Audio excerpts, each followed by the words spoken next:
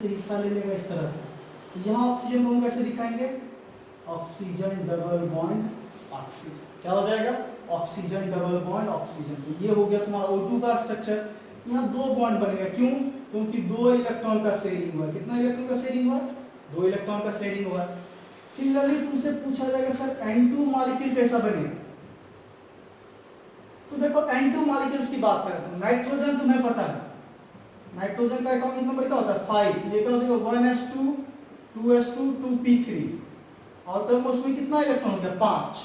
तो इसे 3 इलेक्ट्रॉन चाहिए।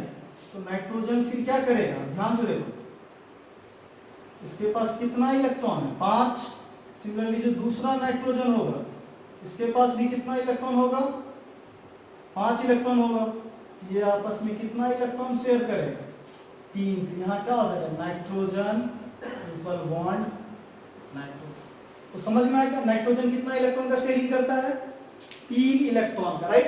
क्यों किया? इसका आउटर मोस्ट में 5 इलेक्ट्रॉन था इसलिए इसको 3 चाहिए। ऑक्सीजन का आउटर मोस्ट में 6 चाहिए, 6 इलेक्ट्रॉन, उसको 2 चाहिए, राइट? तो हर कोई क्या चाहता है? ऑक्टेट कंप्लीट करना, एक्सेप्ट हाइड्रोजन जो क्या करता है? डुप्लेट कंप्लीट करता है, राइट? तुम्हें समझ में आ रहा है?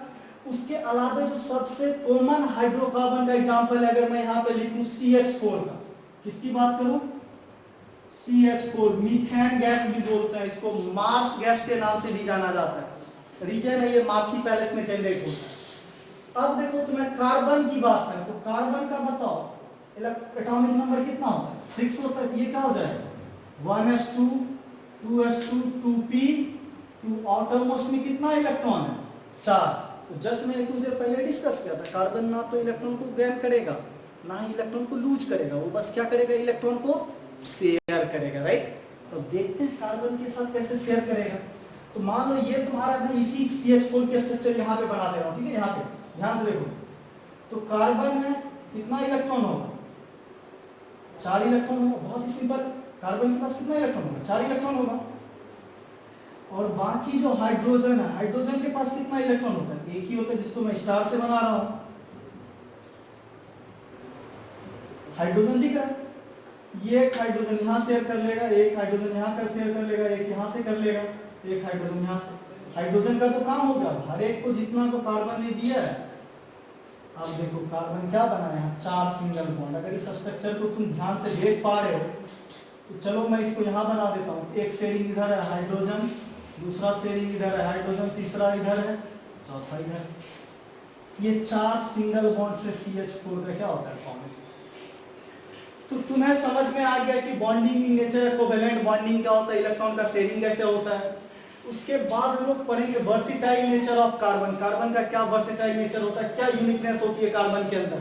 तो देखो सबसे पहला टर्म है केटेनेशन। जब तुम पढ़ोगे केटेनेशन क्या होता है, तो कार्बन का आपस में लिंक होने का टेंडेंसी, कि एक कार्बन दूसरे से जुड़ा, दूसरा तीसरे चौथा पांचवा, राइट? इस रीच करते हुए सैकड़ों हजारों कार्बन एक दूसरे से जुड़ जाते हैं। जैसे आपने मानव श्रृंखला का नाम सुना होगा, अपना जो मुख्यमंत्री नीतीश कुमार जी हैं बहुत बार बात करते हैं। वैसे ही कार्बन क्या होता है, अपनी एक श्रृंखला बनाती है आपस में जुड़ते जुड़ते। ये टेंडेंसी बाकी सब एलिमेंट में लगभग ना के बराबर पाया जाता है।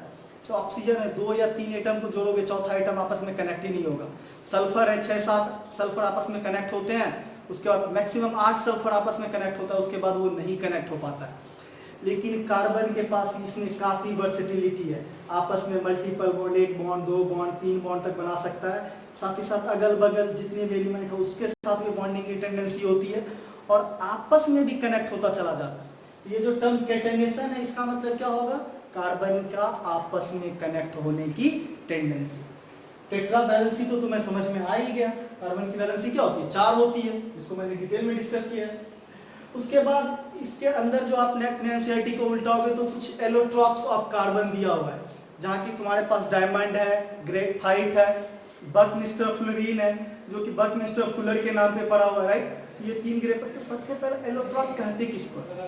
तो purest form of any element is known as, फिर से ध्यान से सुनो, purest form of any element is known as allotrope. और कार्बन के 3 एलोट्रॉप है, जिसको कि नेक्स्ट क्लास में हम लोग डिस्कस करेंगे। उसके अलावा सैचुरेटेड अनसैचुरेटेड हाइड्रोकार्बन्स क्या होता है, चेन्स क्या होते हैं, ब्रांचिंग क्या होती है, रिंग्स क्या होता है। क्या कार्बन के अंदर जो कार्बन सबसे यही क्वेश्चन पूछता रहता है, will you be my friends, will you be my friends, right? ये दोस्ती करने के लिए क्या होता है? पागल होता रहता है। जो मिले सबको फ्रेंड रिक्वेस्ट भेज रहा है। फेसबुक पे देखते हो ना ये लक्षण होते हैं कुछ स्टूडेंट्स के अंदर। तो will you be my friends वाले लक्षण किसमें पाए जाते हैं? कार्बन का। तो कार्बन जो ऑर्गेनिक केमिस्ट्री के फेसबुक का ऐसा फ्रेंड है जो सबको फ्रेंड रिक्वेस्ट भेजता रहता है, ठीक है। दूसरा होमोलॉग सीरीज क्या होता है उसको डिस्कस करेंगे। कुछ नेमिंग से सीखेंगे ऑर्गेनिक कंपाउंड्स के, उसके नाम को कैसे लिखते हैं। उसके अलावा कुछ बेसिक रिएक्शंस हैं, सोप और डिटर्जेंट है जिनके बारे में हम लोग पढ़ेंगे। तो आई होप यू गाइस कि तुम्हें समझ में आया होगा ये सारी चीजें। तो अपने घर पे रहो, ठीक से रहो, स्टे होम स्टे सेफ।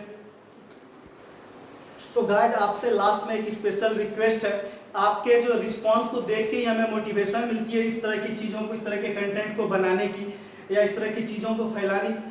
तो आप अपने दोस्तों के बीच में जितना ज्यादा इसको अगर शेयर कर पाते हो, जितने लोगों तक ये कंटेंट पहुंचता है, तो हमें उतना ही ज्यादा मोटिवेशन मिलेगा कि इस लॉकडाउन के सिचुएशन में भी हम जितनी हद तक कोशिश हो पाए अपनी तरफ से आप लोगों को हर एक कंटेंट को डिटेल्स में इन डिटेल समझाने की कोशिश करें। और इसके जो नोट्स हैं, लिखे हुए नोट्स, वो भी मैं आपको पीडीएफ फॉर्मेट में नीचे डिस्क्रिप्शन बॉक्स में दे दूंगा, आप वहां से डाउनलोड कर सकते हो, प्रिंट कर सकते हो। तो आपको लिखने के लिए भी ज्यादा टेंशन लेने की जरूरत नहीं, समझना। इसके लिए बस आपका यही रहेगा कि आप अपने दोस्तों तक इसे जरूर जितना शेयर कर पाते हैं, पहुंचा पाते हैं, अपने दोस्तों को जितना ज्यादा इंस्पायर कर पाते हैं इस कंटेंट को देखने के लिए, तो उतना हमें अच्छे लगेगा। और आपके रिस्पॉन्स को देख के ही हम आगे की चीजों को इंप्रूव करेंगे। आपका जो भी कमेंट आएगा, फीडबैक आएगा, जरूर कमेंट बॉक्स में नीचे बताइएगा। तो थैंक यू गाइज, नए जोश और एनर्जी के साथ अपना जुनून बनाए रखिए। Thank you.